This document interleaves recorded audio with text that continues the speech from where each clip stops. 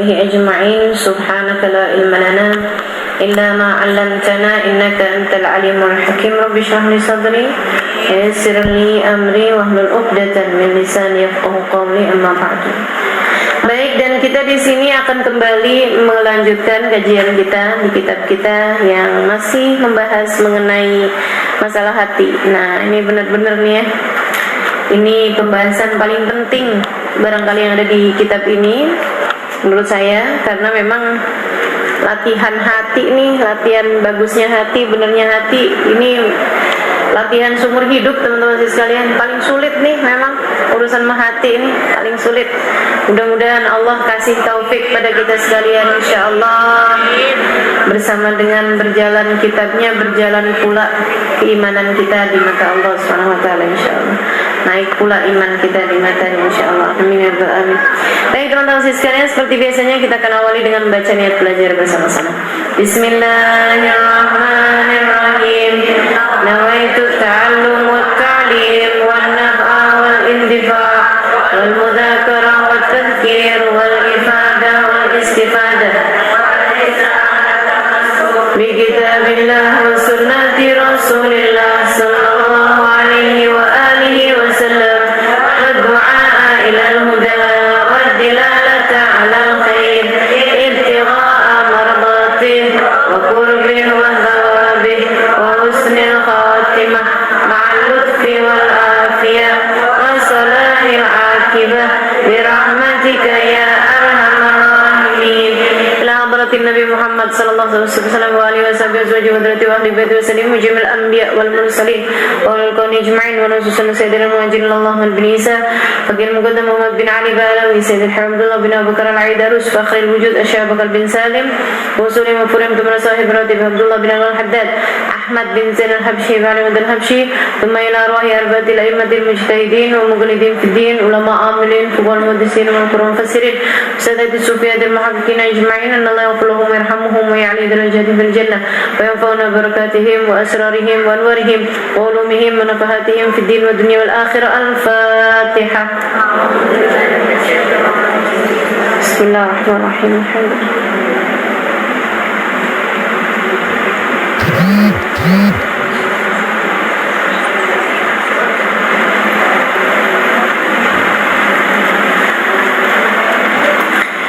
Bismillahirrahmanirrahim.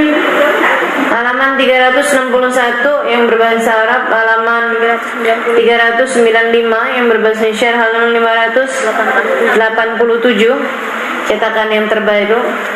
Fa awwalu dzalika, berkata Imamul Haddad radhiyallahu ta'ala anhu warḍah wa nafa'ana bih bi'ulumi fid dharain amin.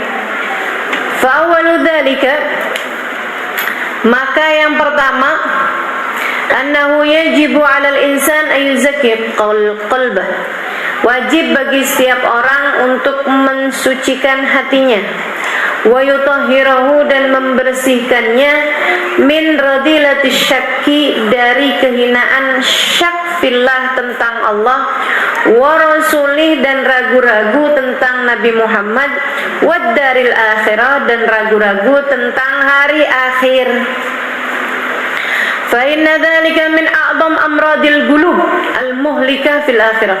Karena yang seperti ini adalah penyakit hati paling parah yang dapat menghancurkan kehidupan seseorang fil akhirah, di hari akhiratnya. Wallati tadur dararan 'aziman, dan akan sangat berbahaya dengan bahaya yang sangat besar, khususan indal maut, terutamanya di saat datang kematian. Waqad tu'addi wal iyadu billahi ila su'il khatimah, terkadang menyebabkan seseorang naudzubillah min dzalik ila su'il khatimah, pada penyebab kematian dalam su'ul khatimah.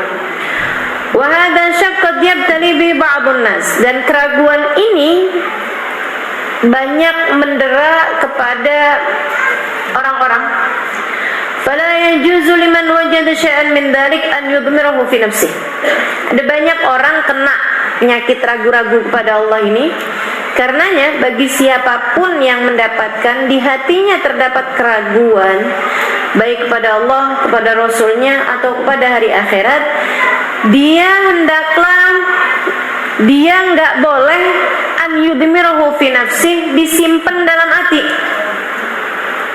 Jadi kalau kamu punya keraguan tentang Allah, tentang Rasulnya, tentang hari akhir, jangan disimpan dalam hati. Wa yutwihi fi qalbi, jangan dilipat, ditutup dalam hatinya. Fayalgallaha syakan, nanti kamu akan ketemu sama Allah, maksudnya akan datang kematian syakan, sedangkan kamu dalam keadaan ragu-ragu. Mesti gimana? Bal yajibu alaihi an yajtahid fi izalati dzalik. Dia harus berusaha semaksimal mungkin menghilangkan penyakit tersebut, wa yas'a fi nafyih, dan dia berusaha untuk menghilangkannya, untuk melenyapkannya, bikulli ma yumkinuhu, sebisa yang dia mampu. Caranya gimana nih?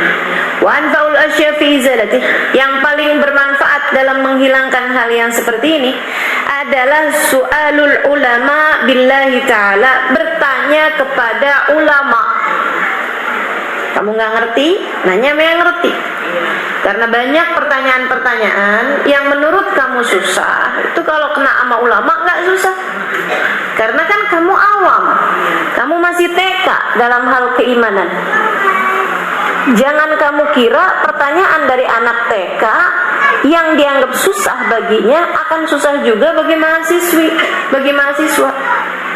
Bagi mahasiswa apalagi dosen, nggak ada susah-susahnya pertanyaan matematika kamu itu. Kan begitu? Bagi mereka pertanyaan-pertanyaan kamu pertanyaan yang kecil, nggak ada apa-apanya. Karenanya kemudian nanya, kalau nggak ngerti nanya. Tapi nanya itu bukan nanya karena sekedar pengen tahu.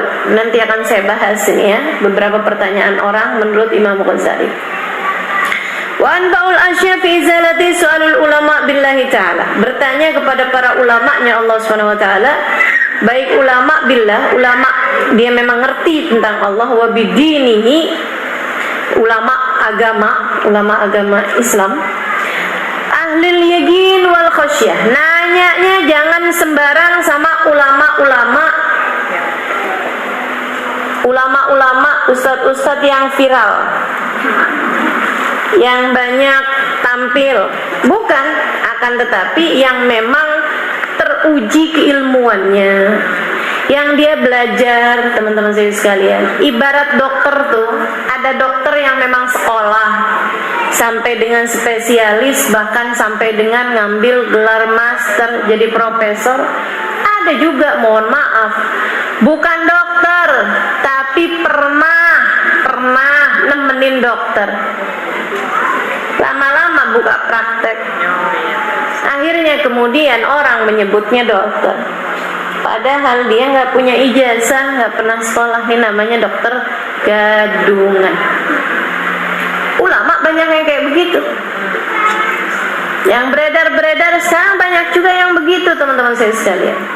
Mestinya kalau nanya apa-apa bukan sama ulama-ulama yang asal viral, yang kadang-kadang diviralkan juga oleh manajemen. Jadi kayak artis gitu ya, diviralkan saya manajemen. Bukan yang seperti itu, tapi bertanyalah kepada ulama yang memang menghabiskan waktunya untuk belajar, untuk berguru, untuk ngaji, untuk paham. Bisa baca kitab, bukan hanya kitab yang berharokat, kitab yang gak harokat dia bisa. Bukan hanya bisa baca dari kitab terjemahan, tapi dia bisa mengartikan kitab-kitab gundul. Kan begitu ya? Jangankan yang gondrong, yang gundul dia bisa. Nah ini ada ustadz, jangankan yang gundul, yang gondrong aja dia salah-salah bacanya gitu kan. Nah nih kita mesti tahu, ada ustadz beneran, ada ustadz gadungan, ya kan? Ada ulama-ulama yang beneran, ada ulama-ulama yang karbitan. Nah nih instan, belajar kemarin hari ini udah jadi ustadz. Tahu satu pembahasan besoknya langsung dia bahas pembahasan tersebut. Nah, nggak gitu. Atau yang belajar dari Mbah Google, nggak punya silsilah ilmu, nggak punya nasab ilmu, teman-teman saya sekalian. Nasab ilmu ini diperlukan. Makanya perlu orang yang sungguh-sungguh belajarnya. Min ahlil yakin, itu pun bukan asal ulama yang dia ngerti ilmu aja. Akan tetapi min ahlil yakin, nanyanya mesti sama ulama-ulama yang punya keyakinan yang luar biasa, wal khosyah, dan punya rasa takut sama Allah. Kenapa mesti nyari ulama yang punya rasa takut sama Allah? Sebab Allah udah bilang mereka ini baru benar-benar ulama yang diterima di sisi Allah. Innama yakhsyallaha min ibadihil ulama. Sesungguhnya yang paling takut kepada Allah di antara hamba-hambanya adalah para ulama. Allah udah bilang ciri-cirinya ulama yang aku terima nih yang begini nih, yang punya rasa takut, serem ngerjain dosa, serem, kan begitu ya, takut mau ngelanggar haknya orang, takut sama barang haram, takut, kan begitu. Nah itu cari nih yang model-model beginian. Wazuhud fid dunya, dan ulama yang punya rasa zuhud fid dunya, tidak cinta dunia. Tambah sulit aja. Dapat? Kalau nggak dapat gimana nih? Ulama yang disebut sama Imam Ghazali nggak ketemu di daerah saya. Misalnya, waduh, ini tempat saya nggak ada nih ulama yang bisa saya tanya. Misalnya kayak begitu gimana? Fa'ilam yusadifu ahadan.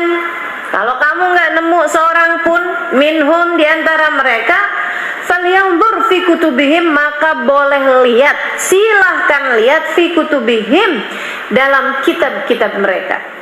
Cari jawabannya di kitab-kitabnya mereka ini.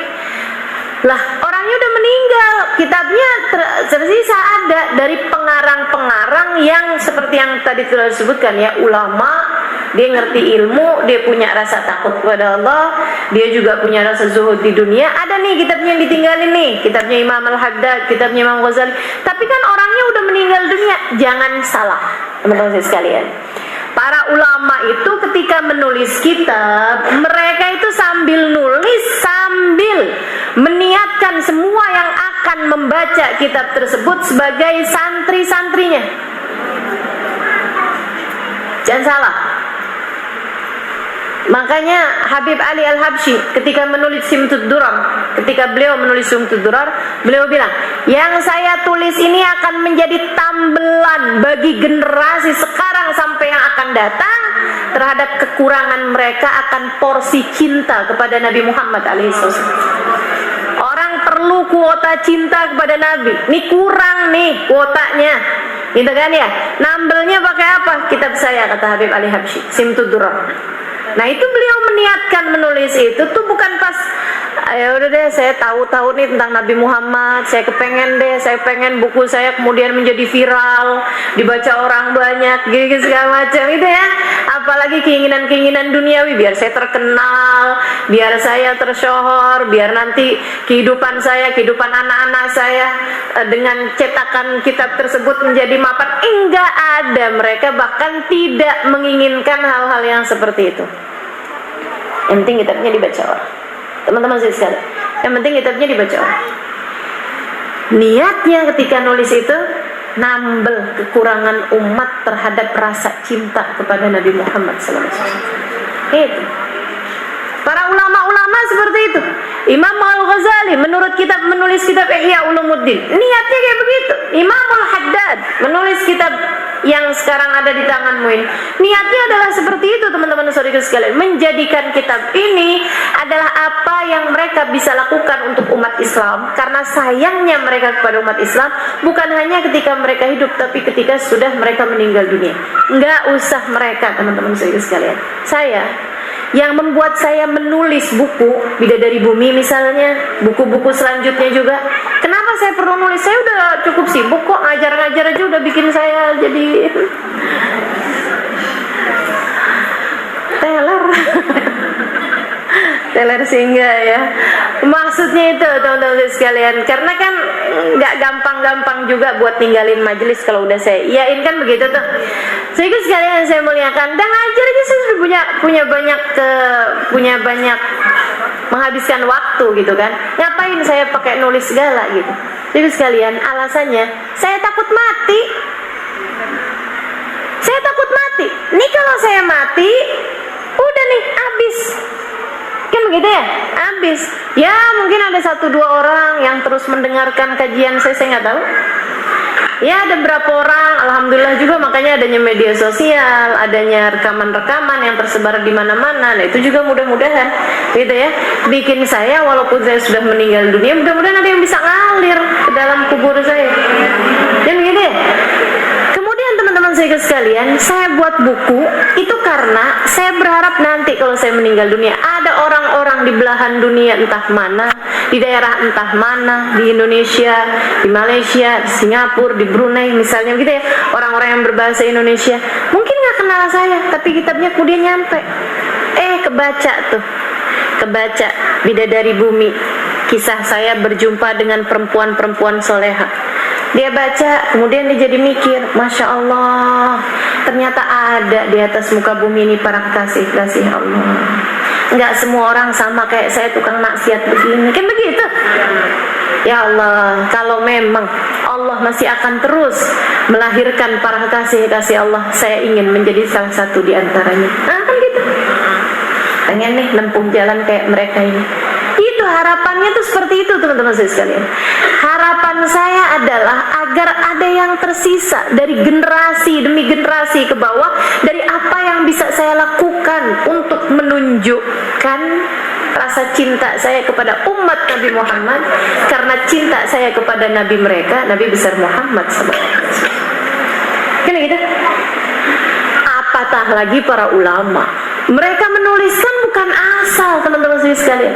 Mereka menuliskan dengan penuh cinta, kalimat-kalimat yang lahir dari hati yang penuh cinta kepada kita umat Nabi Muhammad yang mereka cintai, karena cinta mereka kepada Nabi Muhammad, karena cinta mereka kepada Allah Subhanahu wa ta'ala. Makanya ketika kita baca kitab-kitab mereka, lain rasanya daripada ketika kita membaca kitab-kitab yang bukan ditulis oleh para ulama-ulama yang sifatnya telah tadi saya sampaikan. Betul apa enggak? Berasa apa enggak? Berasa teman-teman saya sekalian, berasa. Kalimat-kalimat ditulis dari rasa hati penuh cinta, beda. Yang ditulis dari hati nyampenya ke hati. Yang ditulis dari akal hanya akan lewati telinga kanan tembus telinga kiri. Gak ada yang tersisa. Pernah gak baca buku dari depan sampai akhir, udah kelar dah. Gini itu. Tapi baca kitabnya Imam Al-Haddad, baca kitabnya Imam Ghazali, baca kitabnya Al-Habib Umar bin Hafid, baca kitabnya Ali Al-Habsyi, baca kitabnya Abdullah bin Husain bin Tahir, baca kitabnya para penulis-penulis dari kalangan para ulama-ulama kita, nyampenya ke hati, bekasnya lama, jadi cahaya di hati kita. Jadi cahaya di hati kita, jadi lilin. Nggak bisa nerangi cukup banyak karena memang kegelapannya terlalu banyak. Baca lagi, jadi cahaya lagi. Baca lagi, jadi cahaya lagi. Baca lagi, jadi cahaya lagi. Makanya ngaji nih asal terus-terusan aja, bikin kita tambah hari tambah baik. Asal istiqomah terus-terusan. Jangan kayak kendang, hadir pas pembukaan sama penutupan. Tengah-tengahnya bolong aja. Ntar hadir lagi kalau maulid, hadir lagi kalau ada perayaan. Apa gitu ya? Nah, enggak gitu. Insyaallah mudah-mudahan kita bisa jadi ahli istiqomah. Insyaallah. Amin. Ya rabbal alamin.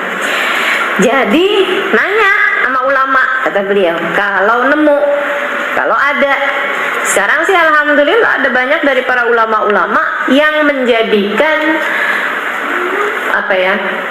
yang menjadikan ilmu mereka dapat tersebar luas di berbagai macam media, sehingga mendapati orang-orang yang jauh-jauh pun bisa bertanya kepada para ulama-ulama melalui media-media tersebut dan mendapatkan jawaban dengan sebenar-benarnya.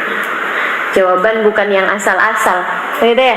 Jawaban dari orang yang memang dapat menyampaikan keyakinan-keyakinan kepadamu tersebut itu.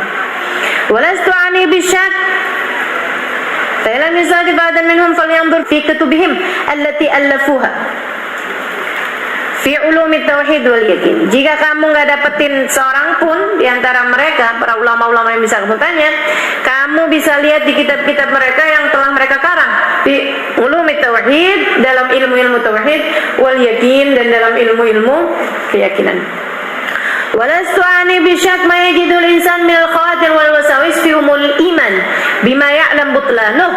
Yang saya maksudkan dengan keraguan yang harus kamu obati itu bukanlah khawatir. Khawatir itu bisikan-bisikan hati, wal wasawis ataupun was-was fi umuril iman, dalam masalah iman, bima ya'lam butlanuh, yang memang diketahui kebatilannya.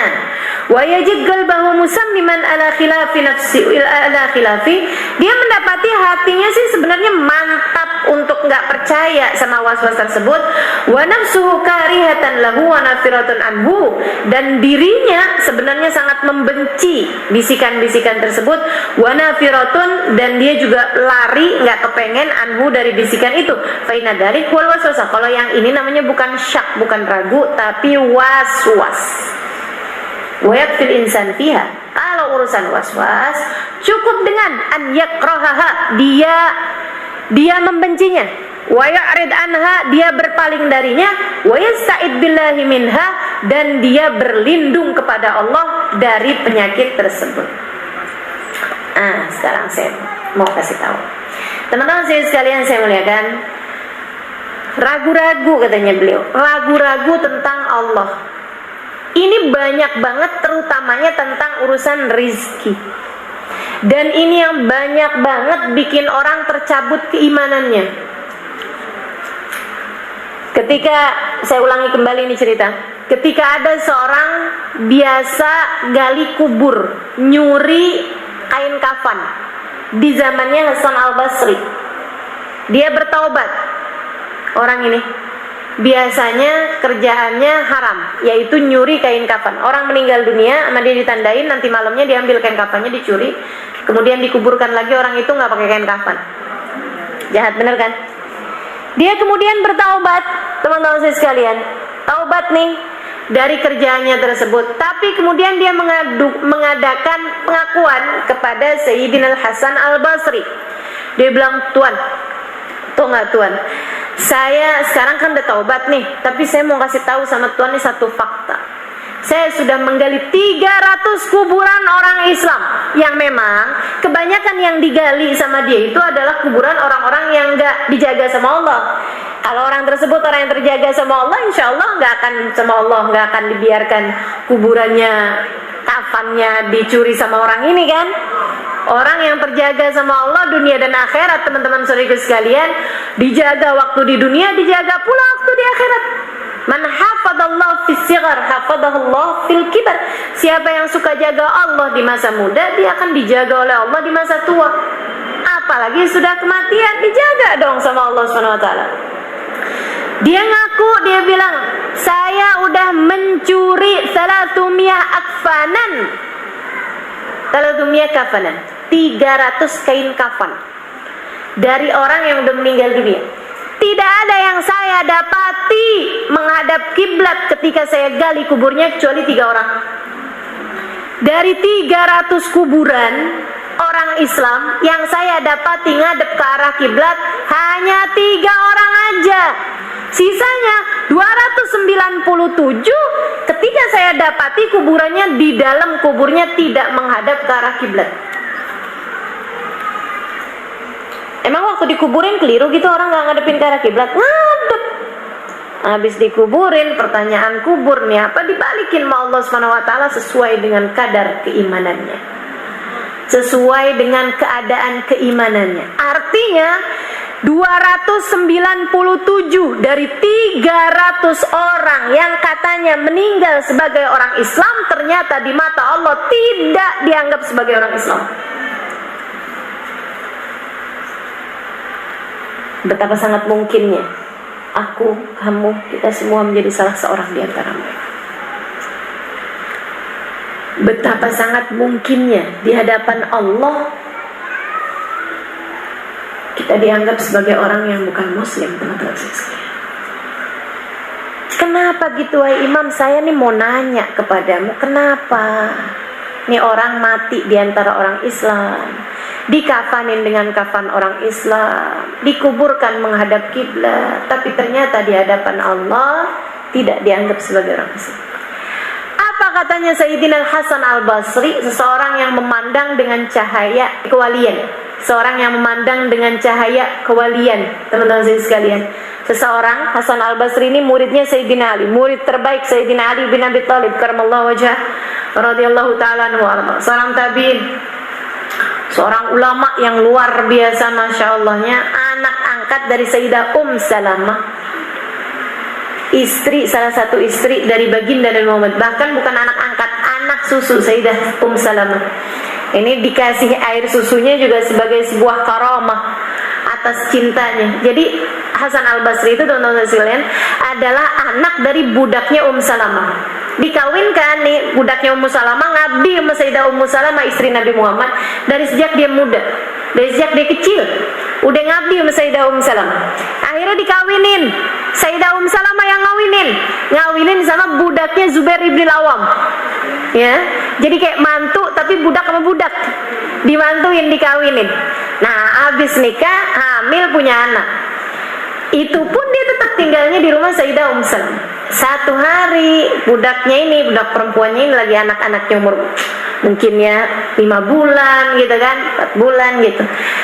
Anaknya ditinggal di rumah, istrinya si ibunya ini diminta untuk entah belanja, entah apa, urusan-urusan rumah tangga. Sama Sayyidah Salamah diminta, tinggalin aja anak kamu, apa-apa di sini. Gitu. Ternyata perginya agak cukup lama, anak udah nangis kehausan. Dari lama nih, coba ditimang-timang, digendong-gendong biar diem. Hasan Al-Basri ini, teman-teman sekalian, belum dapat julukan Al-Basri ya, Basri karena beliau tinggal di Basrah. Jadi sekalian, Hasan yang ditimang-timang, nggak berhenti-berhenti juga. Memang bener-bener udah kehausan, kayaknya udah kelaparan. Bingung Sayyidah Salamah. Rahmatnya terhadap si anak ini membuatnya berdoa, ya Allah, alirkanlah air susu untuknya dariku.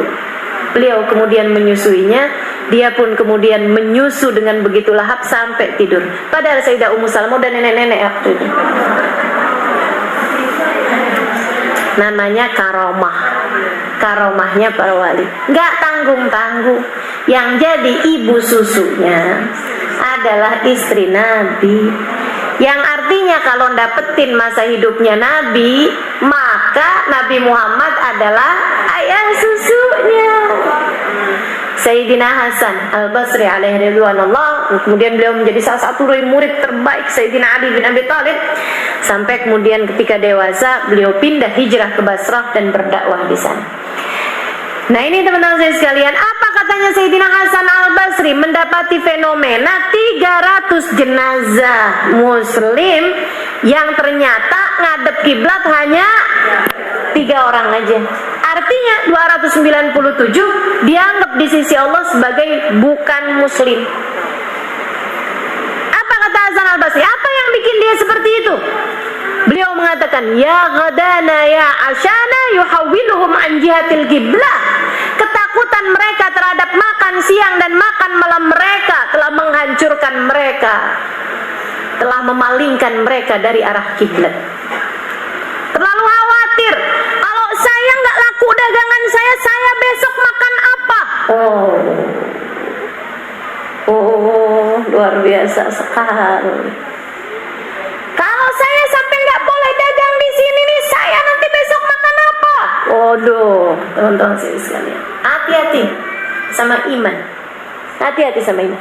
Sejak kamu berada dalam rahim ibumu, Allah tidak pernah meninggalkan rizki untukmu.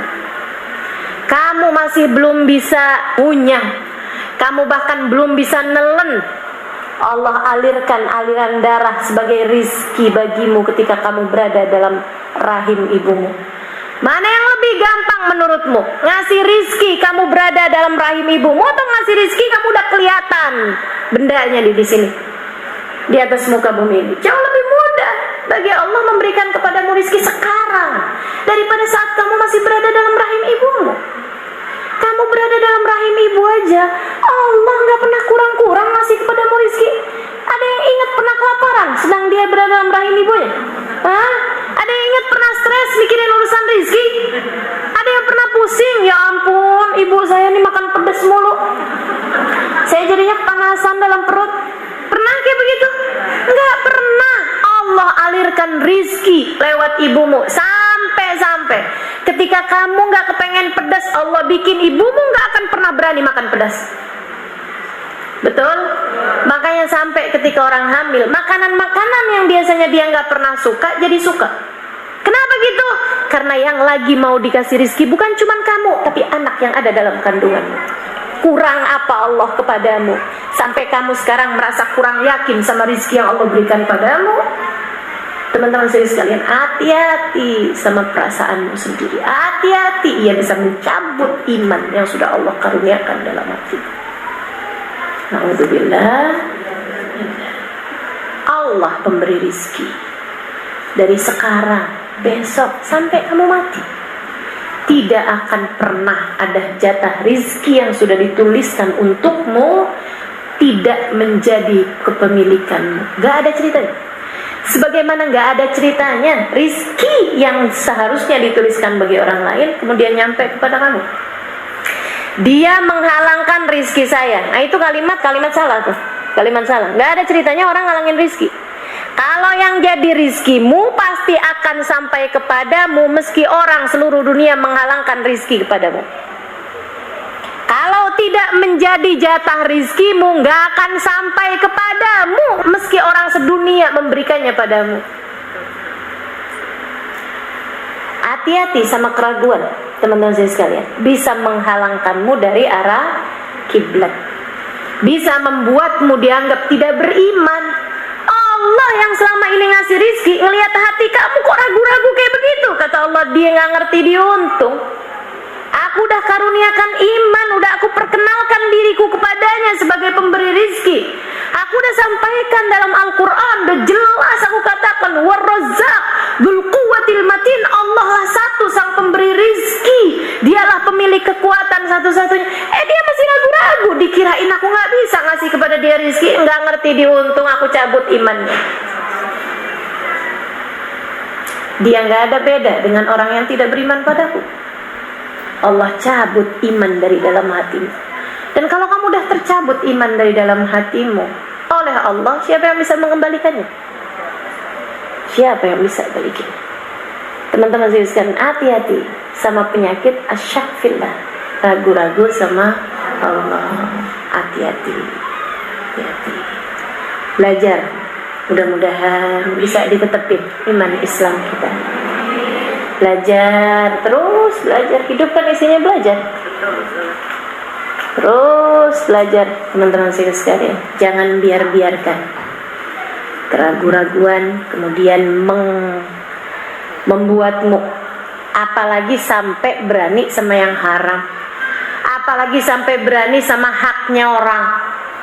Ya, bukan punyamu, kamu jadi berani-berani. Kenapa? Itu orang berani-berani sama haknya orang pasti karena ragu-ragu sama Allah sebagai pemberi rizki. Kan begitu ya? Kalau nggak ragu-ragu dia akan tunggu aja gitu. Terhadap urusan rizki tuh, kita tuh nggak diminta buat nyari rizki, bukan, tapi jemput rizki. Kenapa dijemput bukan dicari? Kalau dicari belum tentu ada. Kalau dijemput sudah pasti ada. Tinggal dijemput aja kok. Saya nggak akan jemput anak ke TK karena saya nggak punya anak.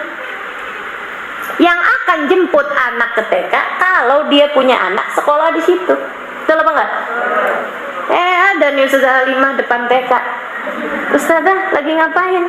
Jemput anak di TK. Emang punya? Nggak punya. Nah ini orang nggak punya akal, kan gitu ya? Nah urusan rizki nih teman-teman, Allah minta kita buat jemput dengan cara yang halal. Kan begitu? Jemput dengan cara yang halal. Jangan berani sama haknya orang. Yang baik, yang baik. Terus sampaikan pada diri sendiri, semua jatah rizki udah ditetepin sama Allah. Ada yang banyak, jadi bikin dia kaya. Ada yang dikit, tapi pas-pasan, insya Allah hisabnya di akhirat jadi ringan. Kan begitu ya? Yang kaya mudah-mudahan juga bisa memperbanyak sedekahnya, sehingga nanti di hari akhirat tidak akan celaka dengan kekayaannya.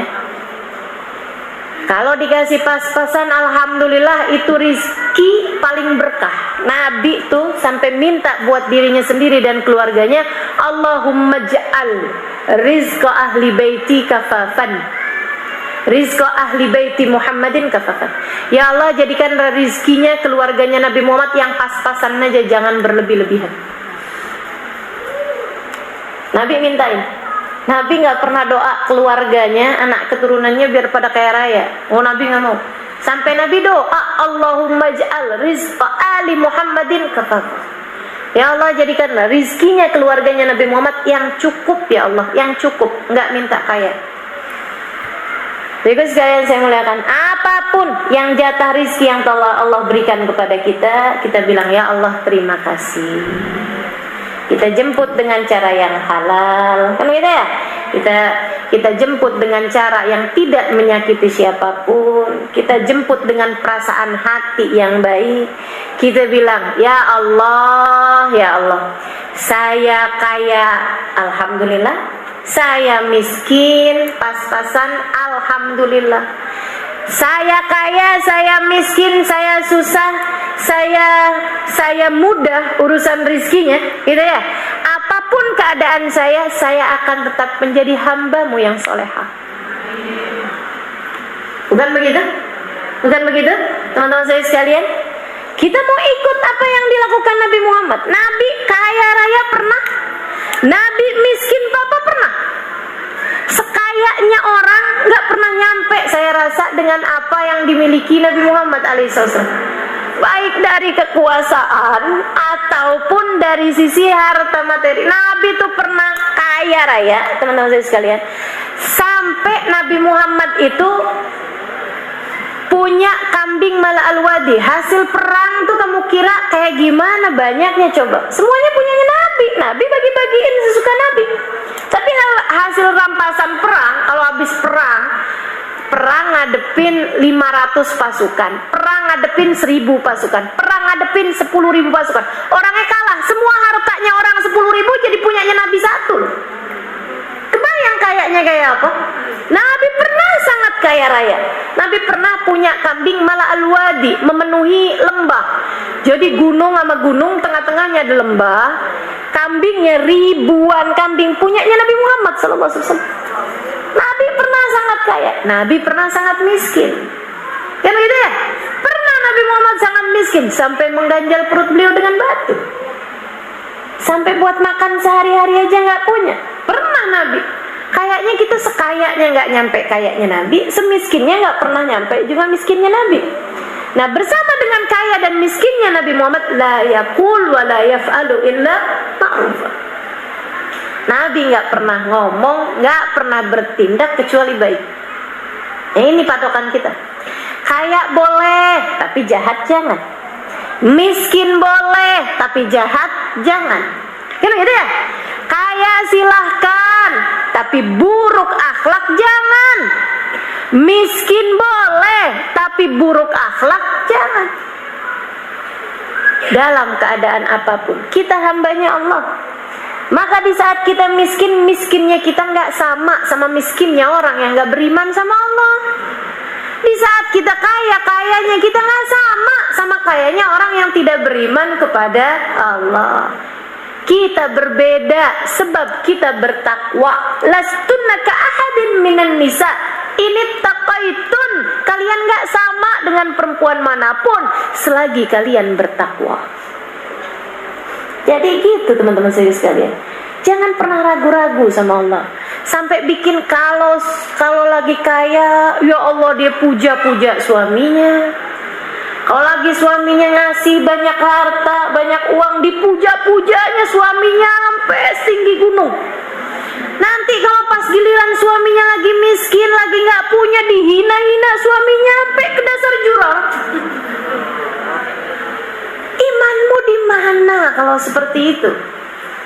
Kamu nggak tahu yang ngasih rizki Allah satu juga? Kamu nggak tahu bahwa suami, anak, tetangga, siapapun ketika mereka memberi kepadamu, hakikatnya sang pemberi cuma satu, Allah. Suamikah, anakkah, orang tuakah hanyalah merupakan tangan-tangan kepanjangan Allah. Sebagaimana terkadang Allah juga tidak memerlukan tangan-tangan tersebut untuk memberikan rizki kepadamu secara langsung. Kan begitu? Nggak usah khawatir teman-teman saya sekalian. Bismillah, bismillah. Pokoknya nih ya, rumusnya dunia nih ya, yang nggak ada jangan dicari, yang ada disyukuri dan kita bagi. Tuh rumus dunia. Gimana tadi? Yang nggak ada jangan dicari, yang ada disyukuri dan dibagi. Tuh kalau kamu bisa jalanin itu, bismillah, kamu hamba Allah Subhanahu wa taala, teman-teman. Dah, lupakan segala keraguan, lupakan segala was-was dan prasangka terhadap urusan rizki. Dulu tuh saya nggak rajin sholat, tapi rezeki saya gampang. Giliran saya sholat, taubat sama Allah, saya jadi bener, rezeki saya malah susah. Ini gimana ceritanya ya? Allah kok gini mas saya? Nih hati-hati. Kamu mengira bahwasanya yang namanya urusan pemberian itu cuman harta apa? Teman-teman saya sekalian, kalau harta satu-satunya rizki yang Allah bagi kepada hamba-hambanya, gak bakalan Allah bikin Fir'aun lebih kaya daripada Nabi Musa. Gak akan Allah bikin Abu Jahal, Abu Lahab lebih kaya daripada Nabi Muhammad. Pada prakteknya Abu Jahal, Abu Lahab lebih kaya daripada Nabi Muhammad. Fir'aun, Haman, Qarun lebih kaya daripada Nabi Musa. Nggak lihat apa? Allah cerita tentang hartanya si Qarun, teman-teman sekalian, sampai kunci buat dia nyimpen, berangkas buat dia nyimpen kunci. Coba kebayang kan? Jadi kan nih dia punya ruangan tempat dia ngisiin uang-uang emas dia nih. Uang-uang emasnya ditaruh di kamar. Habis itu dikunci. Kuncinya disimpan di berangkas, ya. Berangkas kotak-kotak besi itu loh. Taruh di situ. Nanti dia punya lagi hartanya dia ini, dikunci lagi sama dia, kuncinya ditaruh di berangkas lagi. Yang satu dong, kan itu ya. Satu berangkas nih buat banyak kunci di situ. Nah ini si berangkasnya nih, kotak-kotak besinya nggak bisa muat dibawa 70 ekor unta. Berangkas kuncinya, coba kebayang nggak? Bukan hartanya loh, ini bukan hartanya. Berangkas kuncinya doang nggak bisa dibawa sama 70 ekor unta. Yang cerita begini siapa? Allah Subhanahu wa taala. Allah Subhanahu wa taala cerita. Saya kalau udah nyampe di ayat itu tuh, saya ketawa geli ngebayangin. Ya Allah, nih Qarun kocak banget dah. Dan dia itu teman-teman saya sekalian, si Qarun ini kocaknya nih ya, tiap dia pergi keluar kota, dia bawa tuh kunci berangkasnya. Mau ruwet banget gak sih? Repot bener gak sih ini orang? Ama hartanya, bukan dia memperbudak hartanya, tapi hartanya memperbudak dia. Bawa. Segitunya ada orang minta sedekah 1 uang emas, dia gak mau bagi.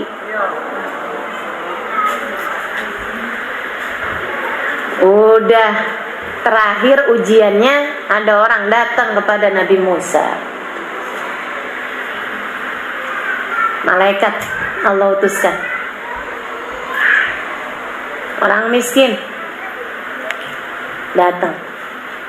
Kata Nabi Musa, coba dah minta sama Qarun. Nah nih, bilangin nama Qarun, dia ini kan kaya karena doa saya. Doanya Nabi Musa loh. Memang banyak para ulama-ulama zaman sekarang juga gitu. Kalau orang susah pada datang ke ulama. Ulama, nabi, wali itu. Orang susah dimintain doa. Udah begitu kaya lupa. Banyak tuh yang kayak begitu tuh. Ya Allah. Teman-teman sekalian, akhirnya kemudian dia datang kepada Nabi Musa, dia bilang, wahai Musa, doakan saya. Didoain sama Nabi Musa, dia pun kemudian gak lama, setahun, 2 tahun, 10 tahun, 20 tahun, 30 tahun. Umurnya orang dulu kan panjang-panjang. Jadi orang paling kaya di negerinya itu sampai dengan seperti itu. Akhirnya bilangin, kata Nabi Musa, pergilah kamu Korun, minta sama Korun, bilangin sama dia, kan kamu kaya dari doanya Nabi Musa. Kalau dia nggak ngaku, balikin ke saya, bilangin sama saya. Akhirnya kemudian datang dia ke Korun, dia minta. Kata Korun, sembarangan, saya kaya ini keturunan. Saya kaya karena turunan. Begitu tanjakan miskin lagi. Dia ini kaya karena turunan. Walau akabir min akabir. Dia diwarisin dari orang kaya, bapaknya kaya gitu kan. Saya bukan orang kaya baru katanya gitu. Saya orang kaya lama. OKL dia bukan OKB. Teman-teman sekalian, akhirnya kemudian sampaikan kepada Nabi Musa. Nabi Musa doain, ya Allah, nih Korun nih udah jadi tokoh fil ard, udah jadi orang yang keluar batas, maka berikanlah pelajaran baginya dan bagi hamba-hambamu. Teman-teman sekalian, sama Allah dibikin dia masuk ke tanah. Hanya semua yang dimiliki Korun aja, tetangganya kagak kenapa-napa. Jadi yang diblesekin ke tanah cuman Korun dan seluruh hartanya doang. Tetangganya, sampingnya, jalanan gak ada yang kenapa-napa. Masuk. Sampai Musa pada keluar. Nabi Musa keluar, umatnya Bani Israel ini pada keluar, pada ngeliatin. Kenapa begitu tuh? Ya ampun, tanpa mereka bisa buat apa-apa. Akhirnya Korun bilang, Musa, aku ini kaya dari doamu, wahai Musa, tolong sekarang selamatkan saya. Udah susah? Iya. Minta lagi doa. Sampai sekarang ulama tuh kayak begitu. Waktunya dia miskin, minta doanya mau ulama. Dia kaya kemudian lupa sama ulama, pas giliran bangkrut atau kemudian kena tangkap KPK atau kemudian kena tangkap penjara urusan apa, penipuan atau apa, baru minta doa lagi sama ulama. Dan kerjanya kan kayak gitu tuh. Teman-teman saya sekalian, Nabi Musa bilang, udah deh kamu Korun, emang dasar sekarang kamu baru nyesel, udah gak bisa lagi diapa-apain. Terus tuh sampai masuk ke tanah. Makanya sampai sekarang orang kalau nemu harta dalam tanah dibilang harta. Padahal belum tentu punyanya si Karun ya. Saya nggak tahu, Karun kan dulu tinggalnya di Mesir. Saya nggak tahu kalau nemunya di Condet. Jadi gitu teman-teman sekalian. Nih ya. Jadi tuh harta bukan tolak ukur kemuliaan seseorang. Minta mulia, minta jalan takwa, jangan hanya sekedar minta harta. Minta, ya Allah, kalaupun minta rizki, mintanya yang pasti, rizqan halalan thayyiban mubarakan. Karena yang namanya harta tuh teman-teman, begitu haram maka keluarnya juga nggak enak. Didapat dari jalan yang nggak bagus, keluarnya juga nggak bagus. Kalau didapat dari jalan yang bagus, keluarnya bagus. Didapat dari jalan yang berkah, bukan hanya bagus tapi berkah, maka keluarnya juga akan jadi amalan-amalan berkah. Nah, mudah-mudahan Allah kasih kemuliaan sama kita sekalian berupa harta yang halalan, thayyiban, mubarakan.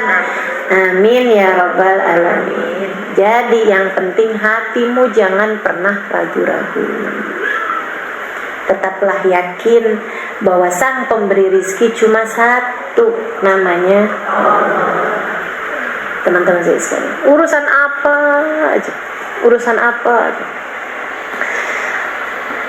Ada nih perempuan-perempuan begitu baca ayat tentang poligami, ini beneran ada apa dalam Quran? Ya kan ada. Ya saya tahu ada, nggak usah dibilang. Jawabin ada. Teman-teman saya sekalian, emang udah ada dalam Quran, begitu kan ya? Tapi kan Ustazah, memangnya Allah nggak tahu apa kalau perempuan dipoligami itu sakit? Iya tahu. Kenapa Allah ngasih syariat yang menyakitkan? Nah nih teman-teman saya sekalian, hati-hati nih sama jaga hati terhadap urusan Allah, gitu kan ya? Hati-hati teman-teman saya sekalian, bahwa itu adalah salah satu dari pembolehan bagi kaum laki-laki untuk menikah dengan lebih dari satu orang istri. Itu memang dari Allah Subhanahu wa ta'ala. Mau kamu protes kayak gimana, nggak akan pernah ada ceritanya kamu bangun tidur ayat itu dihilang. Betul apa enggak? Gitu ya? Wah, tiba-tiba kamu bangun tidur berada di negara mana, tiba-tiba kemudian kamu buka ayat itu nggak ada gitu. Nggak ada ceritanya teman-teman saya sekalian. Wahyu udah selesai. Wahyu udah selesai. Loh, kenapa sudah ada ayat kayak begitu? Saya nggak sanggup, sudah itu lain. Gitu kan ya? Itu lain. Nah kalau urusan kamu nggak sanggup, jadi kamu pertama terima dulu, terima fakta bahwa itu memang bagian dari syariat. Selebihnya kalau kamu nggak tahan, kamu nggak sanggup, kamu nggak kuat, hati kamu nggak tahan, kamu minta sama Allah. Kan begitu ya? Kamu tinggal doa sama Allah SWT. Kan juga ada suami yang dibuat kawin lebih dari satu, ada juga yang satu, ada juga bahkan yang nggak kawin. Halo? Ya. Itu. Jadi kamu tinggal minta sama Allah SWT, ya Allah, saya nggak mau dipoligami. Emang kamu udah kawin? Belum.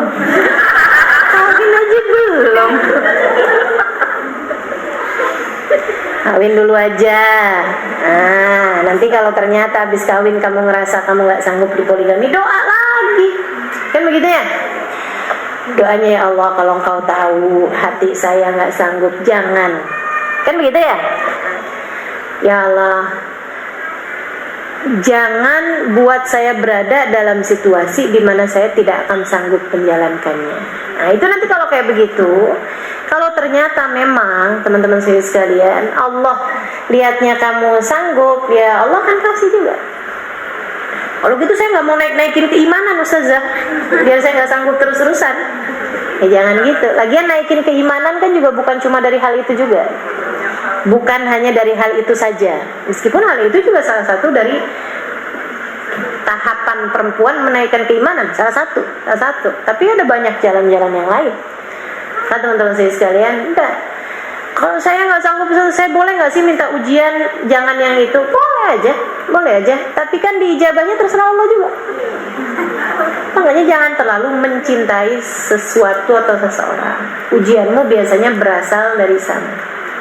Gitu ya, tapi dengan protes sama aturannya Allah, syariatnya Allah, ini yang berbahaya buat hati kita, buat hubungan kita sama Allah Subhanahu wa ta'ala. Gitu teman-teman, terhadap urusan apapun. Ustazah, memangnya Allah nggak tahu kalau ini menyakitkan? Iya Allah tahu. Sama halnya dengan Ustazah, banjir dari Allah bukan? Dari Allah. Emangnya Allah nggak tahu gitu kalau orang dikasih banjir itu sakit? Tahu. Terus kenapa dikasih banjir? Suka-suka Allah. Orang semuanya punyanya Allah. Liyabluwakum ayyukum ahsan. Allah udah ngasih tahu jawabannya. Kenapa saya kasih ujian kepada orang? Saya mau lihat siapa di antara kalian yang tetap bisa berbuat baik. Ada orang yang kebanjiran jadi jahat, nyalah-nyalahin gubernur. Banyak nih kan, jadi jahat, kesian tuh Pak Gubernur kita, sampai begadang-begadang. Ya Allah, melas benar. Saya ngeliat gubernur, saya sampai bilang, ya Allah, jangan ada dah keluarga saya yang jadi gubernur. Kesian, dibully orang terus. Ya Allah, kita doakan mudah-mudahan orang-orang yang menjalankan amanat dengan benar semoga dijaga Allah. Yang punya niatan-niatan buruk terhadap umat Islam mudah-mudahan dihancurkan oleh Allah Subhanahu wa ta'ala. Itu harapan dan doa-doa kita. Minta kepada Allah Subhanahu wa taala, insyaallah. Selebihnya yakin sajalah bahwa apapun yang Allah tetapkan adalah yang terbaik, yang terbaik. Allah tuh kayak dokter, teman-teman saya sekalian. Allah tuh kayak dokter. Dokter tuh ngobatin sesuai. Ini orang perlu diobatin ini, yang ini perlu diobatin. Ada orang-orang yang nggak usah kayak diobatin, naik terus derajatnya. Nih udah baik, naik terus derajatnya. Sama Allah Subhanahu Wa Taala ya dia nggak diuji dengan hal-hal yang dia udah mampu, dia udah lewat. Diujinya dengan hal-hal yang lain sehingga ibadahnya naik terus. Masya Allah. Ini ya Allahumma jalna minhum mahum fihim birahmatika ya arhamar rahim. Kalau datang keraguan di hatimu tentang Allah, tentang Rasulnya, tentang hari akhir, teman-teman saya sekalian, jangan disimpan, tanya sama ulama. Tapi kalau enggak datang keraguan di hatimu, jangan cari-cari gitu. Sekali lagi ya, ada orang-orang yang kadang-kadang tuh menganggap bahwa pertanyaan-pertanyaan itu pertanyaan-pertanyaan yang keren, pertanyaan-pertanyaan yang bagus, sehingga semua orang ditanyain. Nah, Imam Ghazali dalam kitabnya Yuhal Walad menyampaikan, katanya beliau, kalau ada orang nanya, kalau kamu jadi ulama, kalau kamu jadi ustadz, kalau kamu jadi ustadzah, punya ilmunya, nggak semua orang nanya harus kamu jawab. Orang nanya itu ada 4 orang. 1 perlu kamu jawab, yang 3 nggak usah dijawab. Katanya gitu. Katanya Imam Ghazali. Orang kalau nanya tuh ada 4 orang, 3 nggak usah dijawab, 1 doang yang perlu dijawab. Yang 1 yang nggak usah dijawab, 3 nih ya nggak usah dijawab. 1 orang yang nanya karena benci. Ada nggak kayak itu? Banyak. Ini biasanya bukan nanya tapi mendebat karena benci, lain ajaran, lain aliran, misalnya gitu kan ya. Benci aja, sebel bawaannya. Teman-teman saya sekalian. Nah yang kayak begini nih, semakin bagus jawaban kamu, semakin kesel dia. Jadi nggak usah kamu jawab. Pernah saya dapetin orang-orang yang kayak beginian nih. Ustazah, menurut Ustazah siapa yang lebih mulia? Keluarga Nabi atau sahabat Nabi? Nih dari pertanyaannya saya udah tahu. Siapa ini yang nanya nih, dari aliran Nabi? Paham? Saya jawab, sahabat Nabi mulia, keluarga Nabi mulia. Ada orang-orang yang dapat keduanya. Sahabat Nabi juga, keluarga Nabi juga. Gitu kan ya? Seperti Sayyidina Ali, sahabat Nabi juga, keluarga Nabi juga. Sayyidah Fatimah, sahabat Nabi juga, keluarga Nabi juga. Sebab definisinya sahabat, semua orang yang beriman kepada Nabi, hidup di zaman Nabi dan meninggal dunia dalam keadaan beriman. Itu definisi sahabat. Maka kan Sayyidah Fatimah orang yang beriman, tinggal hidup sejaman sama Nabi dan meninggal dalam keadaan beriman, kan begitu? Berarti kan sahabat Nabi. Saya bilang Sayyidina Ali sahabat Nabi, keluarga Nabi. Sayyidah Fatimah keluarga Nabi, sahabat Nabi. Sayyidah Aisyah sahabat Nabi, jadi keluarga Nabi. Istri kok? Istri keluarga apa bukan? Keluarga dong. Sayyidina Abu Bakar keluarga Nabi, sahabat Nabi juga. Jadi keluarga mertua. Kan gitu ya? Sayyidina Umar sahabat Nabi, keluarga Nabi juga. Sayyidina Umar itu kan mertuanya Nabi juga. Sayyidina Utsman sahabat Nabi, keluarga Nabi juga.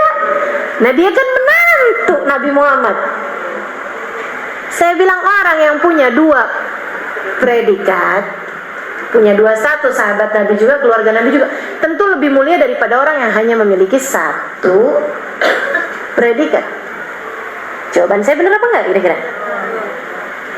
Marah teman-teman saya sekalian. Marah sampai merah mukanya, datengin saya kayak udah siap. Saya ngeliatnya, kenapa nih? Wah, nih nanyanya karena benci. Orang kalau udah nanya karena benci, sebagus apapun jawaban kamu hanya akan membuat dia semakin sakit hati. Itu kan caranya gimana? Jangan dijawab. Makanya sekarang sih saya kalau ada pertanyaan-pertanyaan yang kiranya dari nadanya nih, apa pendapat Ustazah mengenai cadar? Karena sekarang tuh kan banyak banget orang-orang pakai cadar, tapi untuk mengabui orang lain, mau nyuri, mau aneh. Ini bertanya karena benci. Orang yang bertanya karena benci, saya nggak akan jawab. Ngapain? Betul nggak? Tuh satu. Orang yang nanya karena benci. Yang kedua, orang yang nanya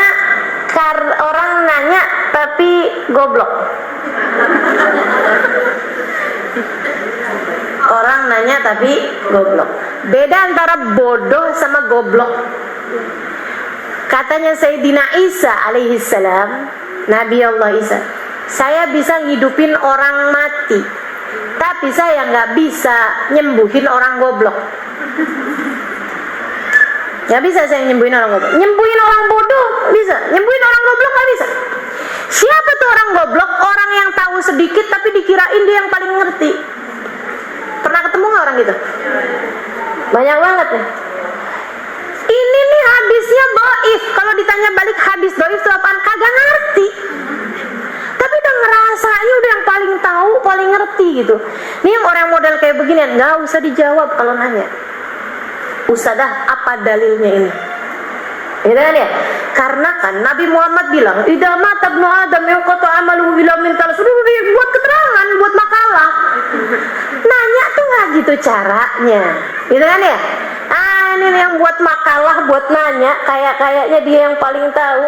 Dikirain yang ditanya nggak tahu apa sama hadis itu? Dikirain yang ditanya nggak paham apa sama ucapannya siapa misalnya, atau ayat tertentu misalnya. Belajarnya jauh lebih panjang. Kamu belajar sehari 2 hari, itu pun juga asal hadir di satu majelis udah langsung rasanya dia yang paling hebat.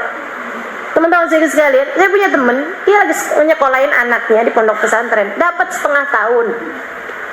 Habis itu kemudian si anak nih hadir sholat Jumat. Pulang-pulang ditanya sama ibunya, "Nak, gimana tadi khutbah Jumatnya?"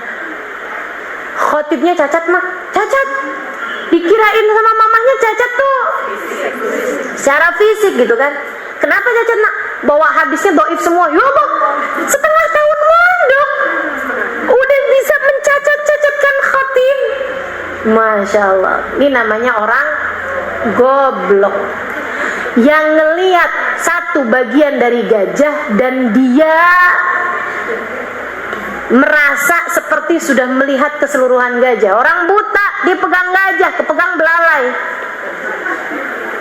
Kemudian ada orang bilang, gajah adalah binatang yang sangat besar, berbobot lebih daripada 400 kilo. Kan ini dia, gajah nih. Dia bilang, bohong tuh. Dia nggak tahu apa. Saya udah pernah ketemu gajah. Saya udah pegang gajah. Gajah itu adalah binatang yang bentuknya panjang, kayak ular. Ini namanya orang goblok. Teman-teman saya sekalian, ini orang goblok nih, orang sok tahu. Betul nggak? Orang kayak begini kan kalau nanya jangan dijawab. Ini banyak nih di grup WhatsApp. Terutamanya kalau udah masuk nisfu Sya'ban, masuk Maulid Nabi, masuk Nuzulul Quran, masuk apa lagi tuh? Isra Mi'raj. Nah, ini banyak nih, banyak pokoknya udah. Orang-orang sok tahu banget. Sampai-sampai kayaknya tuh kayak orang pernah tinggal serumah sama Nabi gitu. Ini Nabi nggak pernah kerjain nih. Kok kamu yakin? Iya, Nabi nggak pernah kerjain.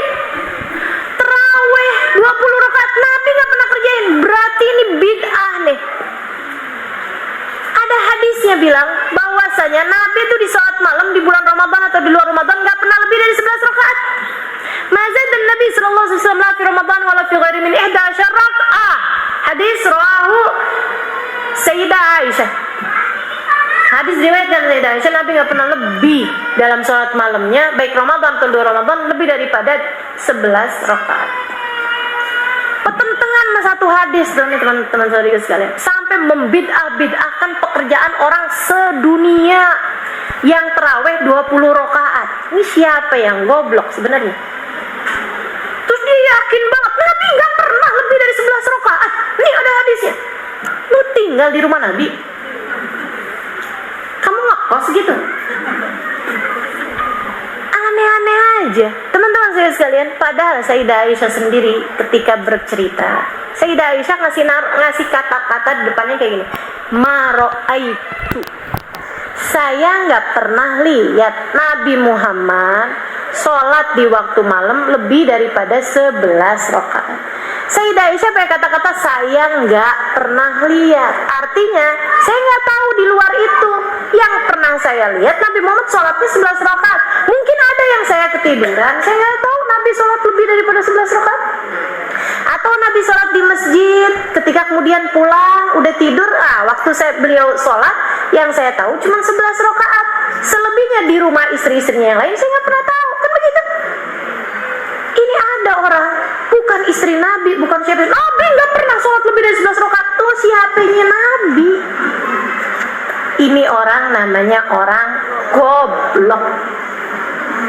Katanya Imam Ghazali, kalau ada orang goblok nanya jangan dijawab. Orang yang tahu sedikit tapi dia ngerasanya kayak udah tahu semuanya. Mudah-mudahan Allah jauhkan kita dari kegoblokan, insya Allah. Orang tidak tahu tapi dia tidak tahu bahwa dirinya tidak tahu. Kalau orang bodoh, orang yang tidak tahu tapi dia tahu bahwa dirinya tidak tahu. Itu bedanya. Kalau saya ditanya apa itu goblok, apa itu bodoh, bodoh bisa disembuhin pakai belajar. Orang goblok agak bisa disembuhin, dia ngerasanya dia yang paling tahu kok, susah mau diobatin ya teman-teman. Gitu ya. Kemudian yang ketiga, orang yang juga nggak usah dijawab pertanyaannya, orang yang nanya karena kepo, pengen tahu doang, kagak ada urusannya sama dia. Cuman karena lagi viral, semua orang ngomong kayak begitu, akhirnya dia pengen tahu apa pandangan ustazah tentang merayakan Natal. Nah kan udah dijawab sama ulama-ulama, ngapain kamu nanya lagi sama saya? Ya saya pengen tahu pendapat ustazah. Ini nih yang nanyanya karena kepo, pengen tahu Ustazah Halimah ikut kubu yang mana. Tuh. Yang kayak gini juga nggak usah dijawab kata Imam Ghazali. Enggak teman-teman sekalian, nih coba ya kita lihatin. Tapi di antara pertanyaan-pertanyaannya ada aja nih jenis-jenis.